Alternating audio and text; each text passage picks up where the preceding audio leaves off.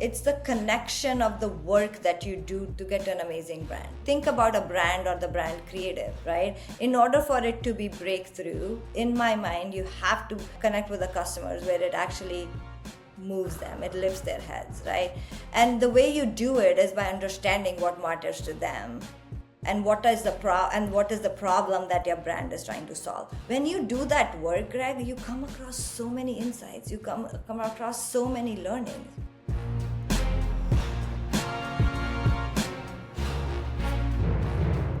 Natasha Madan, welcome to Building Better CMOs today.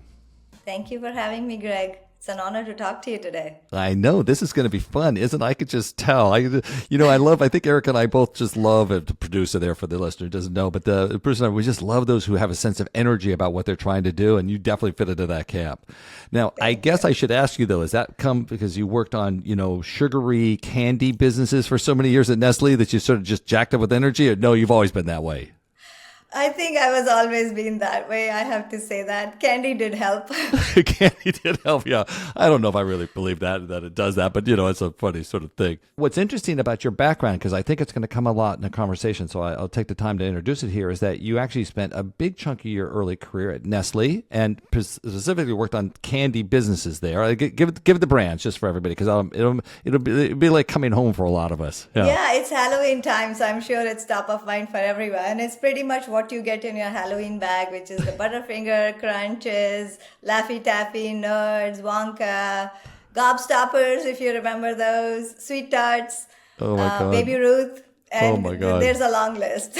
Oh my God. So much fun, like the best. Now, listen, though, but those were very core brand-oriented businesses, obviously sold to retail. And it's hard to turn those businesses into e-commerce businesses because of weather and heat and just all sorts of issues. So they really do remain, I think, pretty strong, the epitome of a strong brand business oriented. But then you went to tech, which has a very different orientation to the world. What possessed you to move to tech, by the way? Maybe I don't know. Is that the right? What's the right question here for you on that? I will say, I think that was probably hands down the best decision of my life. Really? Yeah. So at the core of what I love doing is really understanding what makes our consumers tick. Like, why do they behave the way they behave? What are their deep insecurities? What are their fears? What are their aspirations? And how, as brands, we can solve those. Yep. And I think there wasn't a better place than Nestlé to learn all that, Totally. It's Top of the just heat. being top of the heat. Like, it's the place where you really hone in your craft as a marketer. And I think at Amazon, what was really interesting was I went to work on Amazon Prime. I was their first marketer to actually work on their brand strategy. Oh. And it was fascinating. That was one of the trusted brands and one of the bigger brands in the industry, not only just in the industry, in the country, in the world. And it was so interesting that it was built on consumer experience. Yeah. And the trust was built on how consumers were experiencing the brand. It was what our customer service looked like. It was how fast they were getting their products. It was how easy to shop and prices and all of that. But as they were thinking of adding more benefits to Prime, we had video, music, we had Wall Street Journal discounts, we had reading, we had so much in there. The question at hand was, what does Prime really stand for? Yeah. And how do we position Prime in the hearts and minds of our consumers? And how do you create that emotional connection? There was a lot of connection based on innovation and transaction and utility, but do customers really care about us as a brand? And what would that look like? So it was that transferring of that knowledge back there, which I thought was an amazing challenge to do it for one of the best brands. Did they really reach out to you because of your brand background? Yes. I guess obviously, right. They really Yes. wanted to experience that. Yes. And I applaud them for thinking like that, to be honest, at that time.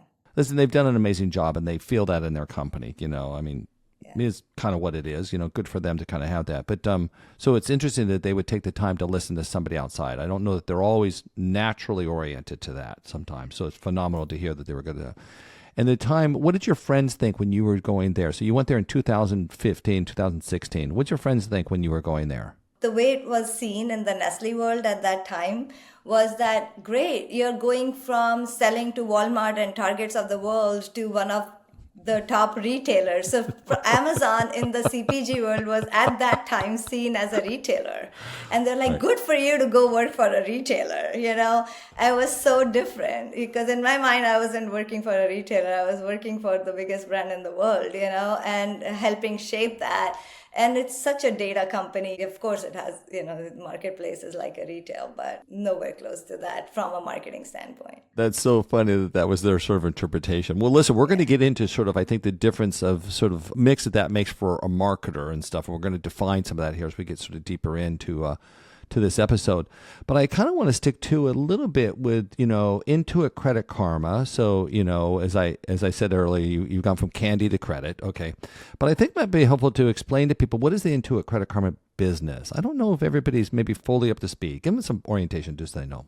Yeah, I would say that as people know of Credit Karma, was born by giving free credit scores. About 18 years ago, to level the playing field for our consumers. The people people who were just starting out or were disadvantaged, did not have enough money to be able to understand the role the credit score played in their lives and how they could actually change their financial trajectory based on that. So Ken Lin, who was the founder of Credit Karma, did that. He basically provided free credit scores when they were like 20, 30, $40 in the marketplace. But since then, we've grown to really helping members make financial progress, which was like always the mission. But then we added a lot of products to help enable that. Like now, because of the help of Intuit, our consumers can file taxes on Credit Karma. Right. We can help them understand what their situation of debt is, how they can actually manage their debt. How could they consolidate their debts? We have personal loans that we offer on our platform. If they want to build credit, they can buy credit cards on our platform. And, actually put money in CK Money savings accounts, what we call, which is high yield saving accounts. So there's a gamut of financial products and services we provide that customers can think about their financial lives end to end. And that's possible because with the power of Intuit now, and then hence you see like why Intuit Credit Karma makes sense is we can help them make their money go much further. We can help them get maximum refund through their taxes. For most of our members, that's their biggest paycheck. And it's been a change in the strategy of Intuit. I mean, I think, brand people appreciate this kind of thing, to attach Intuit onto Credit Karma, right? It used to be, I think the brands all sat very individualistic. I thought, I don't know, correct me if I'm wrong on that, but now there's been a real move to say, let's stitch this together, the whole story, right? That's right. Because I think as we bring other brands into our app and their environment, what's the connective tissue that's like really Intuit? And at the end of it, what Intuit is really trying to do is powering prosperity. It's literally access to money. Yeah. And we are able to do that, by bringing these brands together. So that's like the connective tissue between the two brands. And, you said something earlier, too, to us here, we were doing a little pre-talk around just, the consumer's orientation and some of the challenges in talking about just financials in general. And the words that you used were sort of the guilt and shame around finance. Yeah. So talk a little bit more about the insights you developed around that and how that sort of plays into some of what you try to do in communicating with consumers. Yeah, it's fascinating, Greg. When you are sitting in these positions, it's very easy to look at your customers and say, yes, they don't have money. They're living paycheck to paycheck and the struggle, especially when you have not experienced that yourself very deeply. I think no amount of empathy is enough. At that point, I feel one of my charters as I came in was to really expand the brand. It was very similar to Prime, how to take it from shipping to, we said, best of shopping and entertainment. And here, how do we expand it beyond credit scores? But you start by understanding, what the customers want, how are they feeling. And, this is when Nestlé background comes into play, where you're like, when you try to get consumer insight, you really have to get down to what are their insecurities, what are their aspirations, what are they looking forward to, what are their goals. And yes, it was about buying a car or getting access to a loan or a credit card and understanding what were the benefits of the credit. But in the end, it was really about how they grew up, thinking about finances. Very similar to their relationship to healthcare. I think people have that similar relation to finances. Is how did their parents handle their finances? What impact did that have in their lives?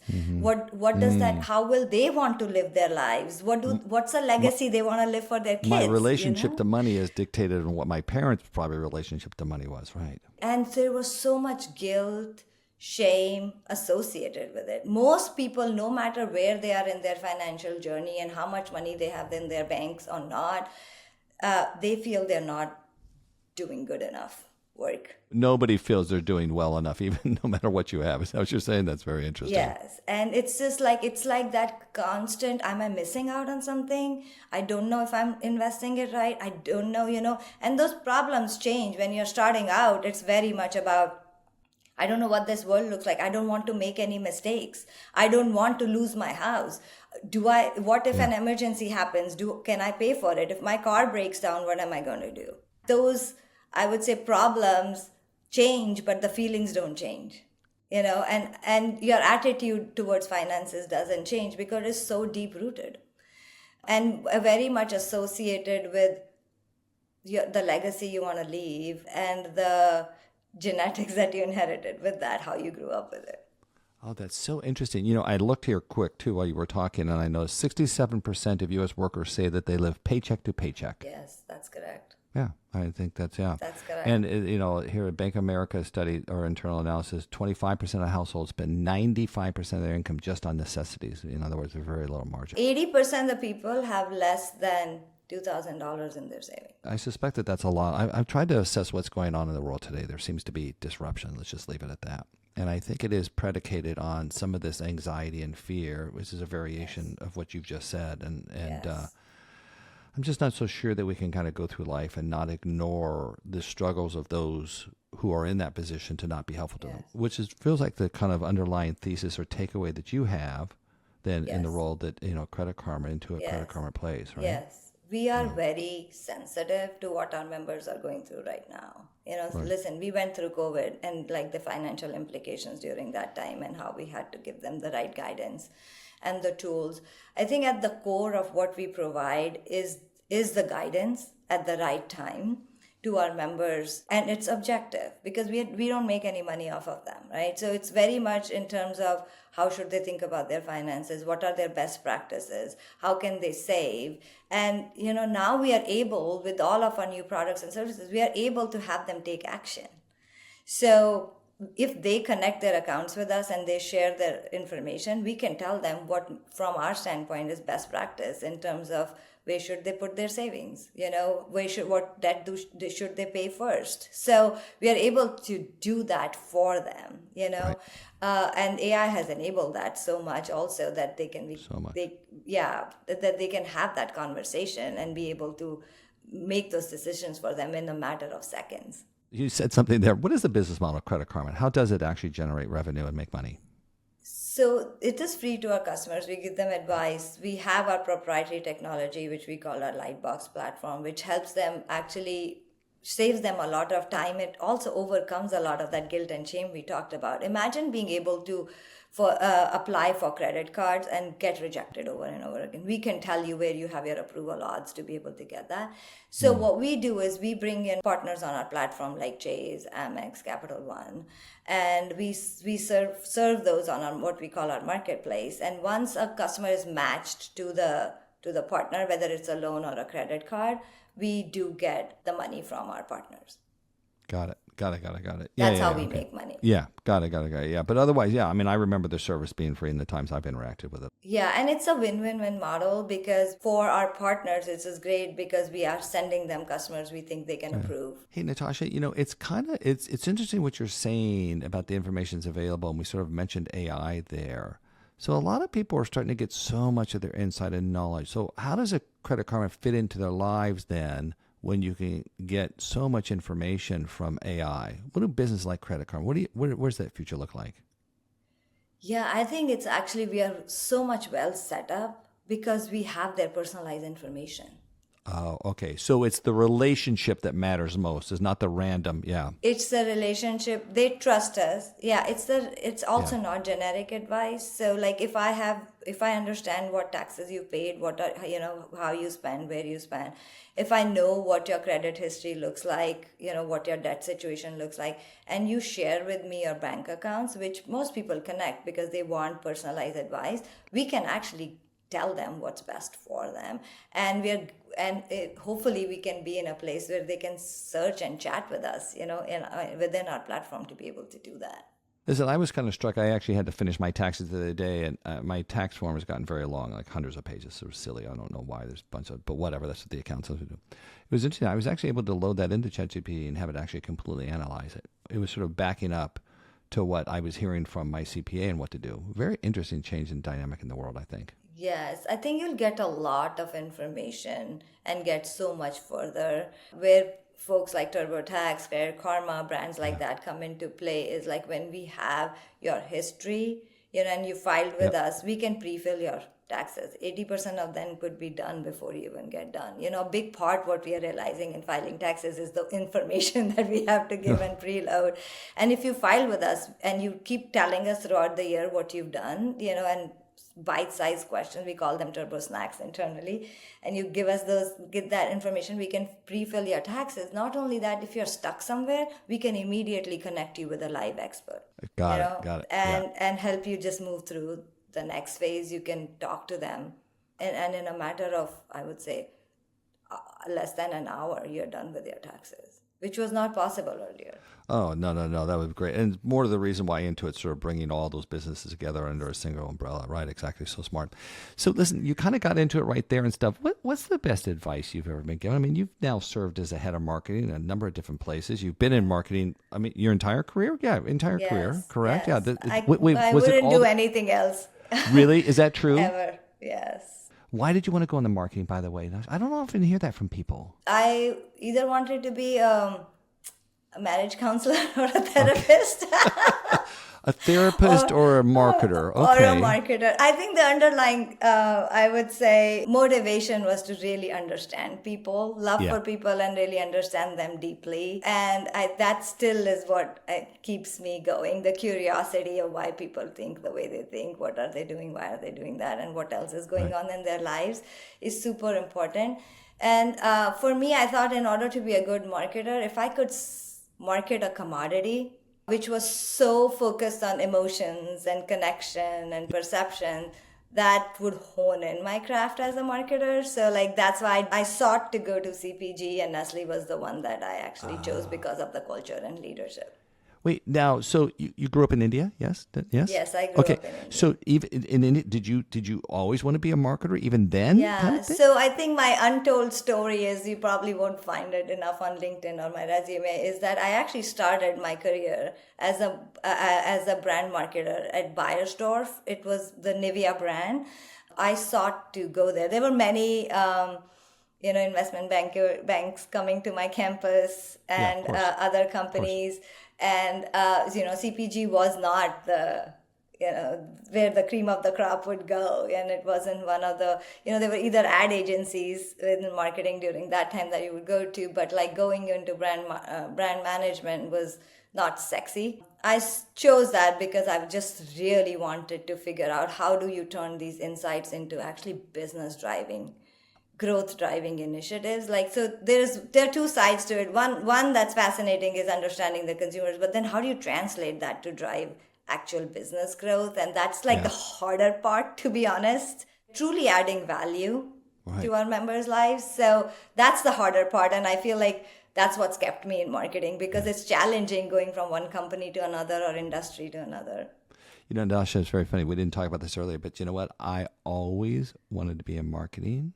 It's the only thing I've ever done. It's the only thing I ever would do. I think, now listen, some of mine came from, because I read a book called, there were two books. One was Jerry Delafamina wrote a book called From Those Wonderful People Who Brought You Pearl Harbor. It was his experience with the Samsung account, which I got to meet Jerry one day. That was phenomenal. That's awesome. And there's another guy, and I'm going to forget his name, George Lois, and he was a bit of a rebel. And he would, there's a pretty famous story of him hanging an account executive out the window of the building on Madison Avenue. I mean, wouldn't get away with that today for sure. But he was a bit of a rebel and a phenomenally powerful and talented art director and stuff. And I read those 2 books. I said, oh my God, I got to go in this business. I picked up from Seattle. I moved to New York City for that very specific reason to do that. Yeah, That's awesome. The business just sounded, but I think it was always rooted in just what you said. I said, I wanted to understand what made people tick. Yeah. That was interesting to me, which is funny because a therapist awesome. would be very similar to sort of a, kind of thing. Right. Yes. Well, you're doing it now, Greg. Well, I'm back to helping in a different way, run a trade group. Exactly. Okay. But here, let's come back. So what is the best advice you've been given? Who gave it to you and what did they tell you? What sort of really informed your perspective today and how you look at the world? Probably, I think what sticks with me till today is like, if you don't drive, you will be driven. So okay, if that means if you're not leading, you'll get run over. Is that what that means? Yeah, and if you're not proactive, you have to play offense. You cannot be playing defense. Now, if I don't know you that well, but I'm going to presuppose you're not somebody who got bowled over very easily in her life. You don't strike me that way, but I don't know. I have to work really hard to not be in that position. Okay. You hide that way. You hide that well, right? Okay, maybe I don't know. I have to work really hard to not be in that position. My husband will have a different story for you there. That's what he's like. Sometimes it's okay to be bowled over. I think so. Exactly. My wife's the nicest person in the world. I don't know. So I'm not so sure. I'm not so sure who runs the show here sometimes. So what does that mean? Talk a little bit more about how you look at that, or how you activate against that, or what you do, and what you had, especially what you had to learn, which I think is where you just kind of went with it. It's complex. There's a lot underneath that tip of that iceberg. It starts from this place of, when you are probably the only immigrant marketer, in a CPG world where you don't know too much about what are the cultural nuances and codes and all of that. And you have to come in and you have to let your work speak for itself. The only way to push through that is the merit, your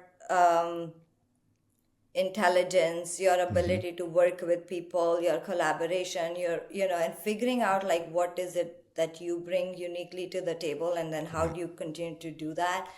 And what that does is that keeps you on your toes constantly, and you are pushing to push those boundaries. You're bringing people along to be able to do that, slowly. It's one brand at a time, one initiative at a time, one sales meeting at a time, and you count those wins, and that clears your path to keep driving. What I have learned is if you are passive and you are not proactive, what happens is you're just continuously told what to do, and you're pushed around and you lose your agency. And one of my values is autonomy, and that's completely not who I am. So it kind of fed into that advice, stuck with me so much because it fed into my value system. Is in order for you to have, it's very important for me to have a point of view, vet it, and move on.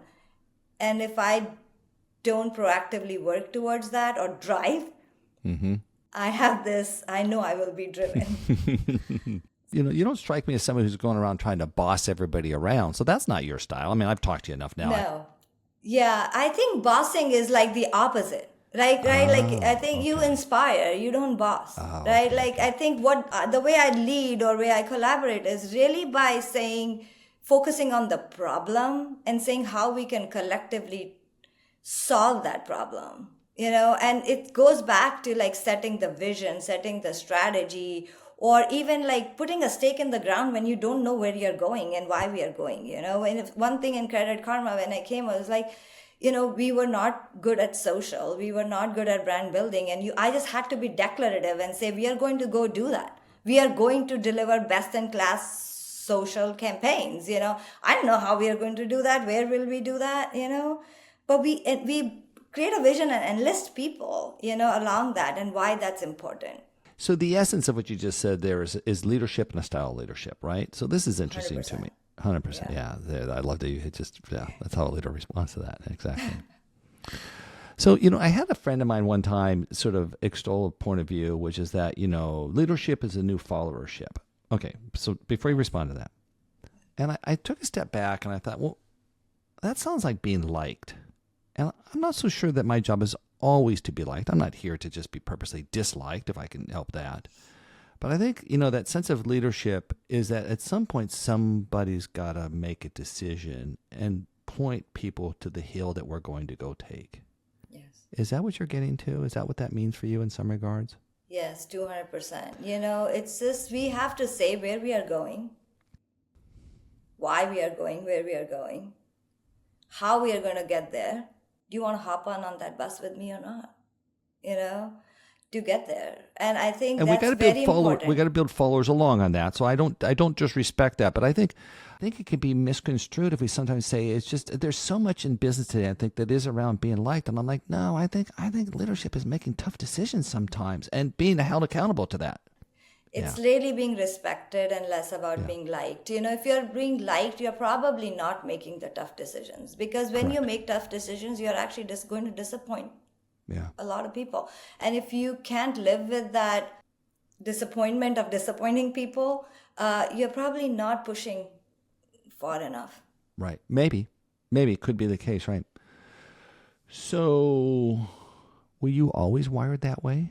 Like, I'm not so sure that I respected the importance of leadership until I got later on in life. And then I realized it was all that mattered to me was the ability to demonstrate leadership in some of them. And by the way, it's not just business. In fact, I could kind of feel it sort of tearing up. I mean, I had a child get in a lot of trouble, and it required a huge amount of leadership on my part to pull her back from the edge. So, I mean, it comes up in a lot of different places, but sometimes somebody's got to do something. A lot of it was within me because my dad played a huge influence in my life. He was in the army, and growing up in India, it was me, my sister and me.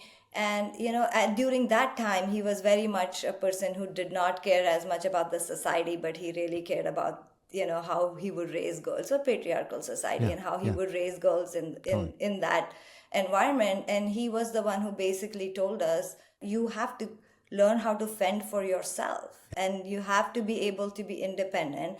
And for that to be able to do it, the road is going to be very tough, and you just have to be okay with that. There are many easy paths to do. So this idea of living with something that's tough or difficult in terms of disappointing people, working with people, or any of that, the like part, you kind of, I knew how to deal with it, but it did not kick in, to be honest. When you're still finding who you are, for quite some time in your life, till I became a mom. And when you said that, it really resonated with me, is you love your kids deeply, but you have to tell them at some point what's right and what's not right, and what those boundaries are, and what you will support and what you will not be able to support. And you have to live with disappointing them. Right. And you have to, because what's right, and your eye is on that ball, and they probably cannot see it, I think that really shaped me to be a little bit tougher in that work environment also, because it gave me the confidence to say it's for the right thing. And I'm standing for the right thing, and I'm communicating that what I'm standing for. I'm transparent. And I think people see through your value system, and then they respect you. The right child, if you've done your job well, will eventually say, Mom, you did the right thing. I'm glad you did that. I hope so. I don't know. I hope so. My oldest are 25. I think I can say yes, but I totally kind of appreciate the point there at this. Right? It's really hard in that moment, Greg. Because, it is. It's very hard. Slamming doors and emotions, and is that the last thing you need in your life during that time? It's just a lot. But in the end, when you go through that, you're I'm so glad I did it, and I'm so glad I stood. And my leadership style is very much tough love. So I ask a lot of my team, but I will go to bat for them, and I think they probably can see through that. I had a bunch of people recently, and it totally disconnected. It was very funny that I heard this from the same so many times in sort of a row there. So it's really kind of stuck with me. They said, I think it was a variation of clarity is kindness. And Yes. what I think they were suggesting in the context that they were saying that is like, sometimes I just need to tell people the facts and let that stand as it is. And that although that might not feel good at the moment to people, it's still, there's value in that being Yes. clear. Yeah. Yes. We talk a lot about radical candor at work. Oh, do it's, you? Yeah. Yeah, Is that I mean, right? if I have spinach in my teeth, I would love for you to tell me Yeah. I have spinach in my teeth, because I will be grateful. It would be awkward and embarrassing at that time, but I would be grateful. It's also the advantage getting a little bit older. You're not as sensitive to those kinds of things. I hope for most people, at least that's the case for me. It's like I don't have to sort of worry about pretense about how I look or what you think sometimes. All right, exactly. I love that. Yeah. No, listen, business is a funny thing, isn't it? There's so many great lessons to be learned. Yes. So many opportunities to kind of grow within that, and I think to really become the human being you wanted to be. I grew up at the age, like you worked in business and you worked to aspire to greater things, whatever that was. Okay. I think there's a tone in some people to not to want to do that today. They have a side hustle. They just run a side hustle, or they step off of this sort of, acquisition. I don't know what it is, or advancement kind of work, whatever that is. And yet, I don't know. I found so much value in that sort of struggle to try to accomplish things, to be better, to sort of show up and be a part of it. It gives a sense of pride to my life that I didn't realize, that I didn't see coming. Here's my point. I spent so much of my life looking forward, and I got to a certain age, I realized that now I'm starting to look back. And that looking back is really important to me, to have acted properly and right in that world, and to have done the best that I could. Yes. I think if we can spend time understanding what our values are, we spend so much time understanding our consumers and what makes them tick. Like if we did a lot of introspection in terms of what makes us tick, what's so important to me. One of my coaches said, she's like, what are your top 3 values? At some point I was like, that's an interesting question. Yeah. Yeah, what really And matters to me, right? what really matters to me in the end. And it could be at work, it could be, and that reflection is really, really important. Once you know that and you can stay true to that, you will know who you want to work with, which companies you want to be part of, leaders, like your leadership style. A lot of that becomes so much clearer. But in the beginning, I was very much in the pursuit of achievement, and I think which is okay. Everything has time. Like sometimes I feel like if I had done that earlier, I would have been maybe a better manager, a better leader, or a more impactful contributor. But I'm glad that I feel like aligning your work with your values is super important now. I had somebody say, one more diversion, had somebody say to me sometime, they says, Greg, they go, life is just about relationships and work. And they hesitate, I'll never forget, they hesitate, they go, and work, it's just relationships. Mm-hmm. Isn't that funny? I was like, oh my God, talk about a way of summing up the whole point of like what the world's about. In the end, that's what you remember, right? It's that was the advice given to me, right? So, so building better CMOs, right? This is all about helping market. That's the goal of the MMA. It's the privilege I have as running a nonprofit to try to really improve marketing. So I use this as a platform, as I mentioned to you earlier, and you understood, to kind of really understand, like, what do we in marketing maybe not get right? Maybe, and you could go a bunch of different directions. What do we not fully appreciate? What do we not fully understand? What do we think we don't have the knowledge around? Like, is there just new learning? Do we need to go solve cold fusion to, progress marketing? I don't know what it might be. But in your opinion, what do you think that marketing either doesn't respect, could better understand, might want to work harder against? In your experience, what do you think that is? For me, it's probably from the vantage point of my career journey. I think I have come to realize that we as marketer can do a better job of connecting the dots between what we call brand marketing and growth marketing or direct response. And I feel like when you bring the two together and create that flywheel, we become better CMOs and marketers because we are able to add more value to the business and actually drive better growth. Yeah. And I saw that come to play, when I was as I grew up in CPG, as you know, and it was like my capital was based on how deeply I understood the customers and like how the brand work would look like and how do you communicate the right motivation and message and positioning right? and communicate, perception and emotional connection. And then, I made a hard pivot to go to Amazon, and which was so data based, and it was so much all about like using machine learning, personalized models to serve the right message to the right customer at the right time. But what it was missing, I saw at that point, is like, what's the human connection? What are the deep insecurities that these customers have? What do they really want from us? And what are the brands that they're aspiring to? And learning and opening that work up during repositioning of Prime or expanding Prime gave us so much fodder to like actually think about what my email campaign could look like, what those banners that I serve to our customers for retargeting, what would that language look like?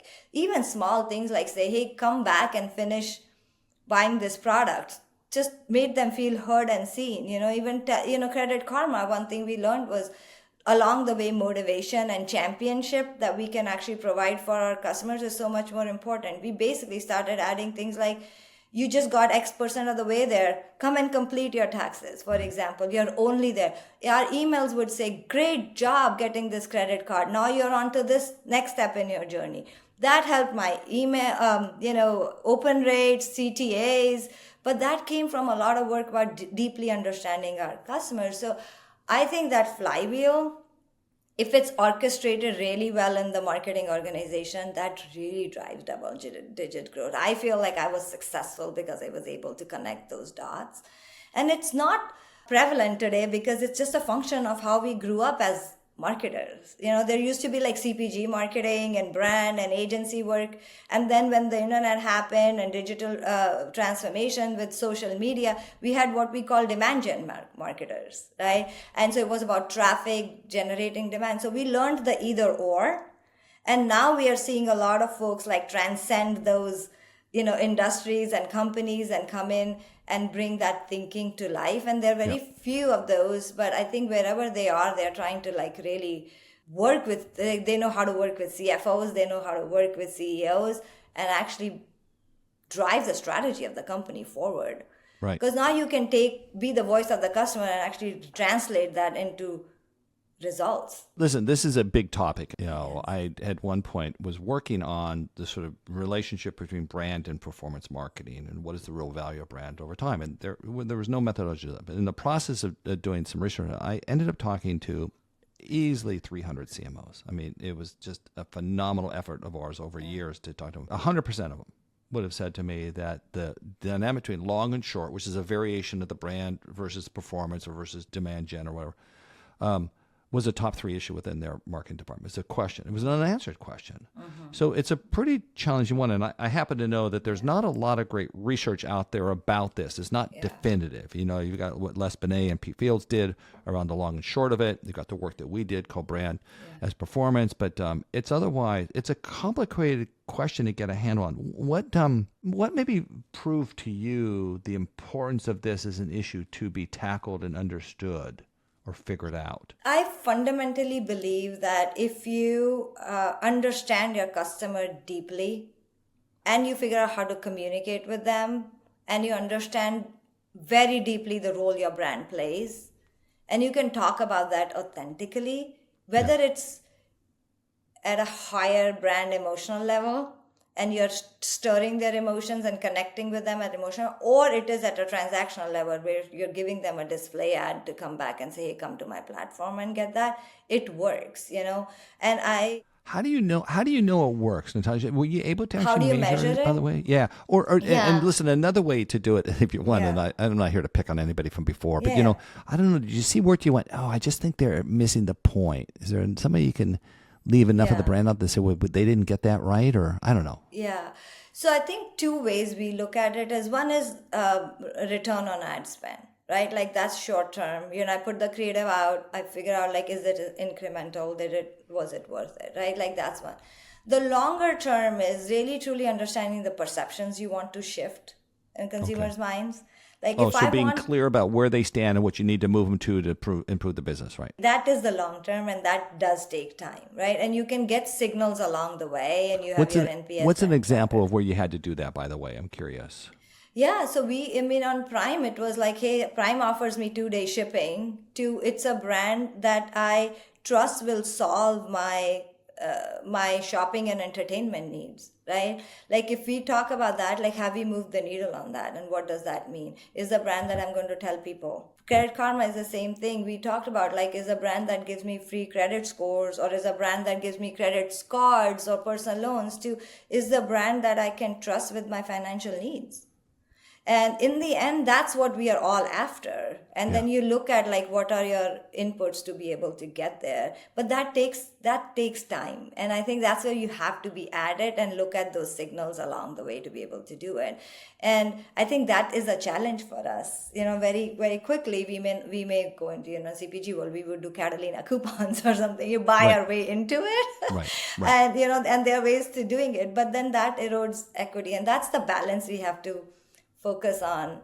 I think on every day is like, what is the focus on short term versus long term? Hey, I don't know how, and I don't want to go way back machine here, but I don't know how much Nestle would have been discounting or offering coupons or so on. But, I think it was generally proven that the coupons were a really bad idea in terms of building consumer brand and pricing protection and a whole bunch of things. And in fact, I worked on P&G business for years. They at one point tried to outlaw all coupons. They tried to get out of it.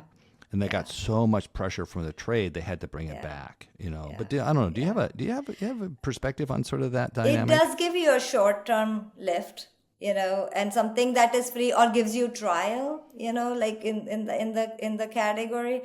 So it depends. But like I think what the where it doesn't work is because you actually book a lot of sales against that, and then it's very hard to lap it next year. Oh, So okay. you basically get so addicted to it that you just can't get out of it, and then you're training the customer to buy it when it's on sale, so you're actually not getting anything incremental. Right. So it doesn't work if it's a new product and you want to get trial, you probably do it and that should be the end of it. But like it's very hard if you have to meet those annual numbers and you're not able to. It's funny you say that, and now I'm really off track here. We'll come back, but it's like, I was looking at somebody I was interviewing for the show here recently, and I looked across. They had 3 or 4 different websites and stuff, and every single one of them had the same message, which was 40% off. And I thought, boy, that doesn't feel like the right thing to do. I mean, and you're right. We have almost created a consumer expectation. That's what it is. But I just thought, Pricing it felt scary to me to the business. I mean, I Yeah. didn't get into it with them because it wasn't my place to do that. But yeah, I was kind of wondering, like, that doesn't, that would be hard to do. So I've had some people say to me, oh, well, I put brand and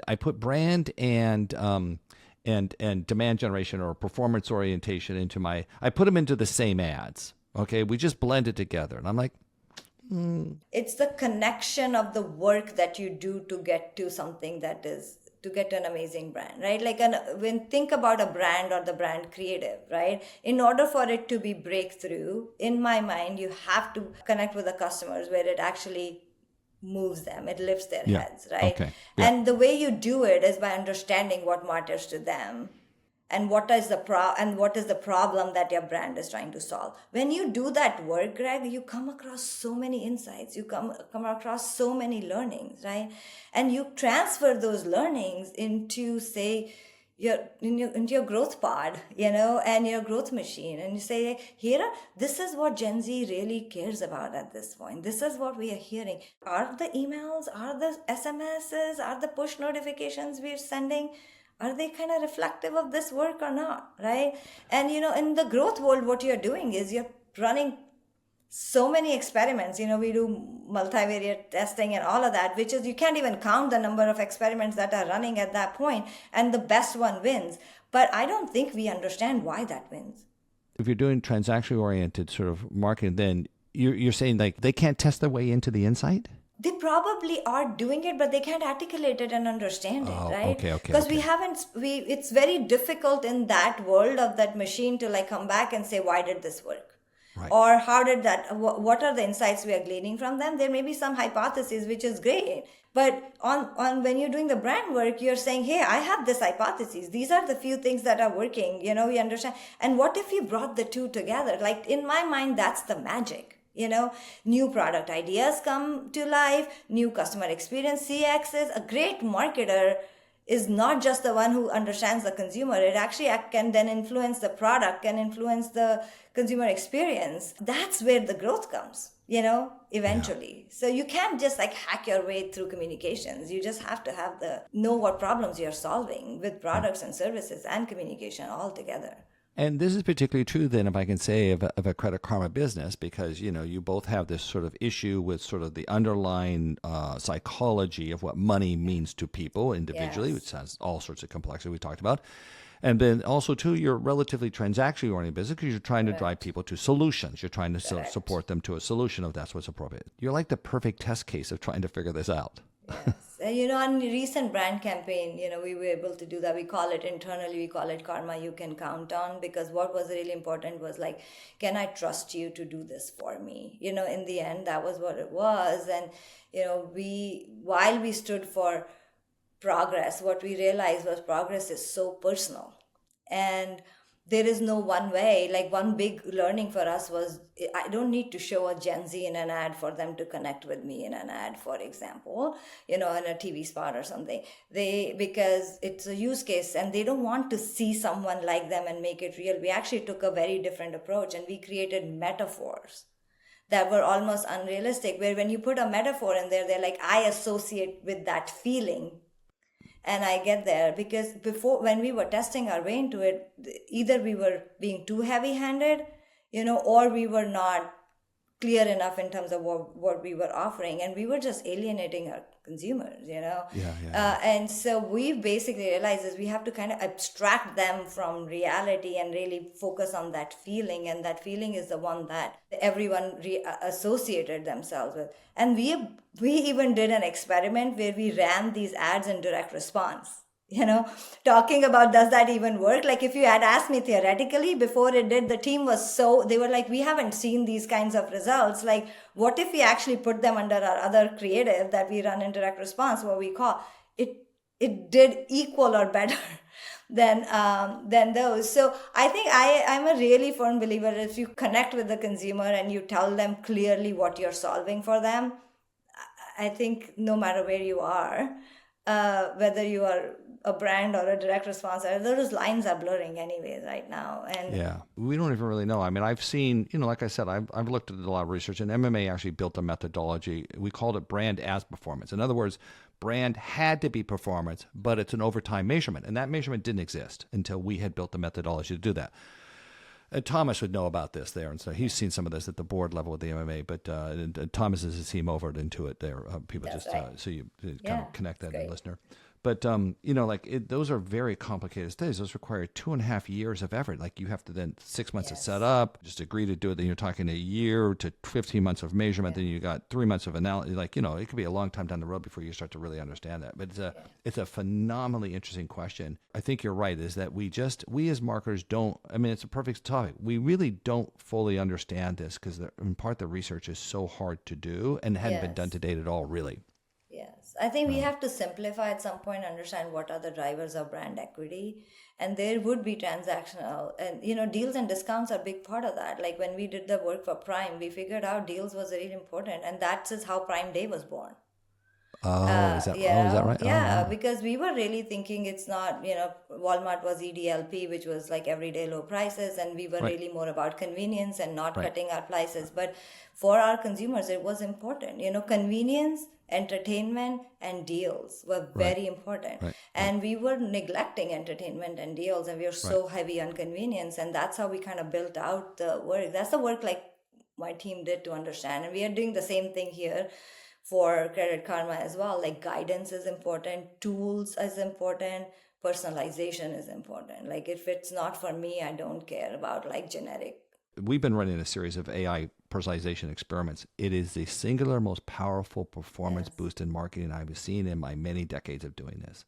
And it's funny, I sort of said, I had asked, there's a guy at Google who is somebody who really thought extensively about AI. And I asked him at one point, dumb question, if you were to singularly sum up what is AI about, this is a couple of years ago. I said, what do you think it's about? He said, it's all about personalization. And I thought, well, that puts a focus to the thing. So I would hope that you're right. We need to get to realize that people have different reasons. People come to you sometimes for auto loans. They come to you for a credit check. They come because they're not making their bills. I mean, because they need additional money, whatever. They're going to buy a house. Maybe it's set up for that. I mean, I'm sure I've looked at this. There's a lot of reasons to come in your financial history about what would be the entry point. Correct. And if we can figure out like what do they want at this time, and then actually get it and give it to them. And then people have sort of different relationships to money. Correct. It means different things to them. Very common. Wow, it's kind of very interesting. Well, listen, I hope that maybe you can solve the sort of the fear of financial insecurity that exists in the world today. I don't know. I think that's part of where you're aiming. As I listen to you, that's a big challenge. I think we need everybody to sort of feel a sense of comfort and so on, right? I think our goal is to like help them make progress that they can feel. And it's meaningful for them. I don't think we can ever solve it. I think we can just help them, make progress in that journey. Good for you. You're saving the world, and so am I saving marketing with MMA. See how? I love it. Keep doing that, Greg. It all comes back.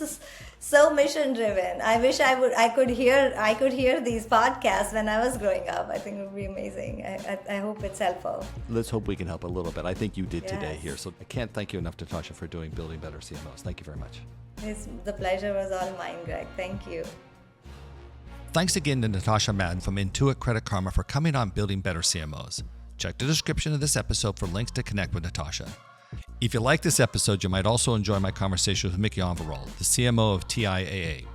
We talked about helping the people you manage discover their best selves, the dynamics of communication between CMO and CFO, and the power of I don't know. Now, you can find those episodes on YouTube, Spotify, Apple Podcast, or wherever you're hearing me now. At the Marketing Media Alliance, we are working to make marketing matter more through conferences, research, and education.